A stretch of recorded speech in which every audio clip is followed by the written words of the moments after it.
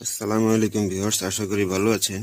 আজকে আমরা আলোচনা করব যে ডায়োড বা রেকটিফায়ার খারাপ হলে কিভাবে চেক করবেন এবং কিভাবে তা নতুন করে লাগাবেন। এই যে ডায়োডটা থাকে হলো পিছন সাইডে, এখানে কোনো ছিদ্র করা থাকে না। তাই ডায়োডটা যদি শর্ট থাকে তাহলে আপনারা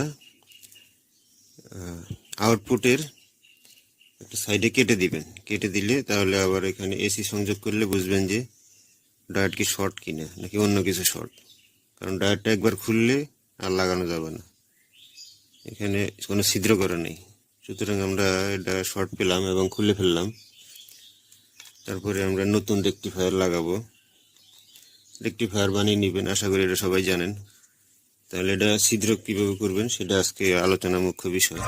আপনারা দেখছেন গল্প কথা টিভি। তাহলে প্লাস মাইনাস থাকবে, এখানে ক্যাপাসিটর আছে যেহেতু। এর প্লাস মাইনাসের সাইডে আমরা দুইটা ছিদ্র করে নিলাম। ডায়োডের প্লাস আমরা প্লাসে দিলাম, যেহেতু ডায়োডে একটা প্লাস একটা মাইনাস বের হয়। আর এসি কোথায় লাগবে? এসি লাগবে হলে এখানে একটা ছিল, রেজিস্টার ছিল, রেজিস্টারটা উড়ে গেছে। তাহলে রেজিস্টারের দুই ছিদ্রই আমরা কাজে লাগাবো। এক ছিদ্র তো এসি একটা গেল, আরেক ছিদ্র এই যে আমরা এসি আরেকটা এই যে ডায়োডের দুই মাথাটা সংযোগ করে দেব। তাহলে দুইটি এসি হয়ে গেল। আর প্লাসটা আমরা ক্যাপাসিটরের প্লাস, এখানে ইনসুলেটর দিয়ে নেবেন। আর মাইনাসটা ক্যাপাসিটরের মাইনাস, এখানে ইনসুলেটর দিয়ে নেবেন। এই যে প্লাস, এই যে প্লাস, আর হলো মাইনাস, এটা হলো মাইনাস, আর হলো এসি এসি। তাহলে আমরা ঠিকমতো ডায়োডটা লাগাতে পারলাম। মাইনাস এই যে এটা, যেহেতু এই যে হিট সিঙ্কের মাইনাস এটা, সুতরাং এটা মাইনাসই হবে। তাহলে আপনারা বুঝতে পারলেন। এখন আমরা দেখব যে ডায়োড কিভাবে মাল্টিমিটার দিয়ে মাপবেন। তাহলে আমরা মাল্টিমিটারের সাহায্যে এখন এই ডায়োডটা পরিমাপ করব এবং ভালো মন্দ চেক করব। আমরা মাল্টিমিটার রাখলাম গুণন 10-এ। ডায়োডের আউটপুট সাইডটা যে প্লাস মাইনাস দেওয়া আছে, আউটপুট দুইটা ডায়োড দেখাবে। আপনার কাটাটা দেখুন, লড়ে। আর প্রবুলটা ধরলাম, এখন আর লড়ে না, তার মানে ভালো। আর এসি দুইটা কিছুই দেখাবে না, এসি দুইটা কিছুই দেখালো না।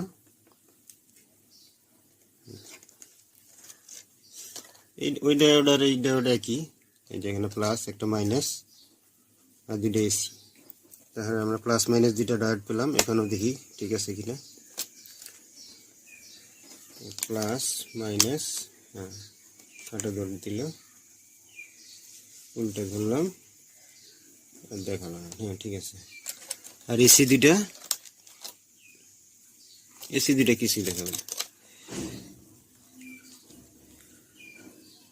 কিছুই দেখাবে না, ঠিক আছে। আর এসি থেকে অপর প্রান্তের মাপটা কেমন হবে এটা আমরা দেখে ফেলি, তাহলে পোক্ত হয়। এখান থেকে দেখি তাহলে সুবিধা হয়। এসি থেকে যে কোনো অপর প্রান্তের যে কোনো একটি ডায়োড দেখাবে, যেহেতু একটা ডায়োড একটা উল্টা।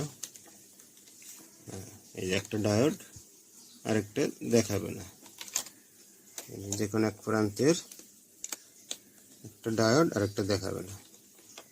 আরেক ঠ্যাঙের এসি থেকে একই সিস্টেম, একটা ডায়োড দেখাবে আরেকটা দেখাবে না। আরেক ঠ্যাঙে ধরলাম একটা ডায়োড, আরেকটা দেখাবে না, তাহলে এটা ভালো আছে। প্রব উল্টে ধরলেও একই হবে।